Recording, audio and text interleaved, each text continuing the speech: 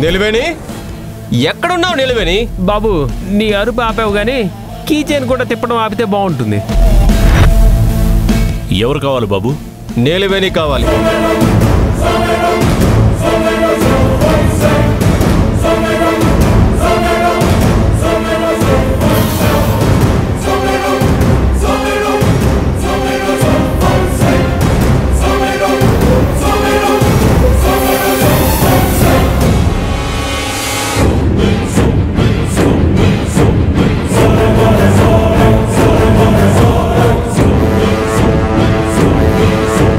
నీలవేణి తన చుట్టమన్నట్టు ఎంత క్యాజువల్ గా అడుగుతున్నాడు.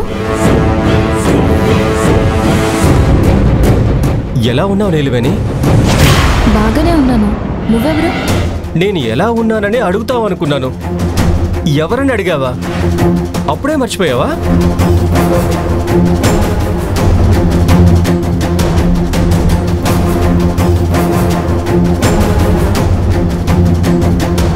నువ్వు లేని ఊర్లో ఎలా ఉంటాననుకున్నావు నిలువేని? మీరెవరు అసలు?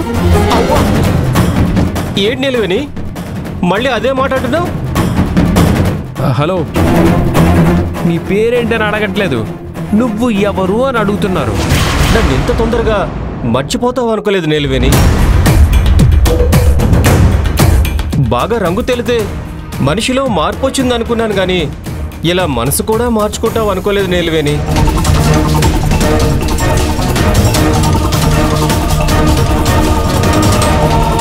మిస్టర్, నువ్వు ఎవరింటికి వచ్చి ఏం మాట్లాడుతున్నావో తెలుస్తుందా?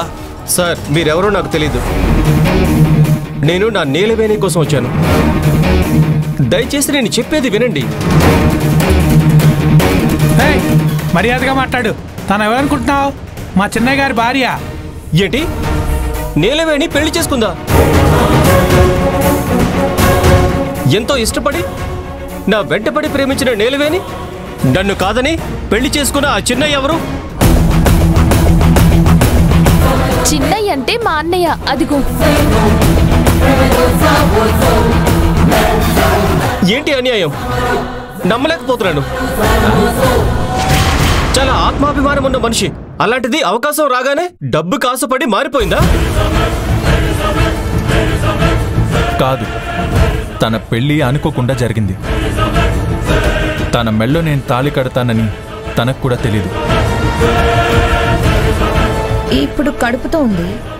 అది కూడా ఎలా జరిగిందో వాళ్ళిద్దరికీ తెలీదు.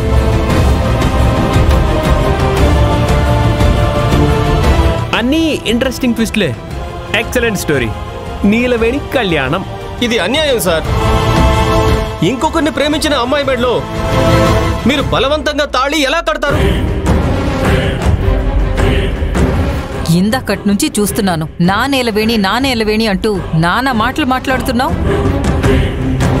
నీకు నీలవేణికి ఏంటి సంబంధం? మేడం అలా అడిగారు, బాగుంది. నేను నీలవేణి ప్రేమించుకున్నాను.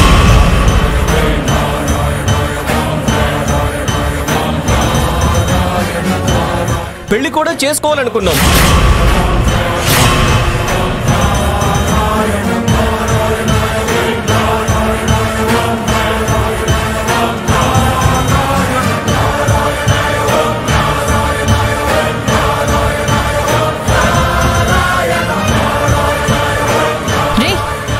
నీకేమైనా మత్తుందా పోయిందా? ఎవరనుకుని ఎవరితో వచ్చి మాట్లాడుతున్నావు?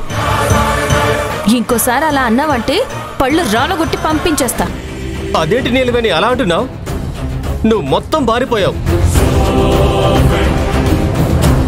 ఇప్పుడు నీకంటూ స్థాయి హోదా అన్నీ పెరిగిపోయాయి.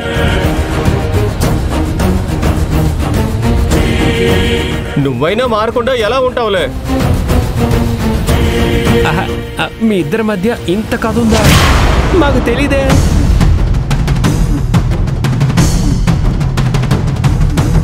మీరు ఊరుకుంటారా? అతన్ని పూర్తిగా చెప్పనివ్వండి. అవునండి, మేమిద్దరం ఒకరికొకరు ప్రాణంగా ప్రేమించుకోవడం నిజం.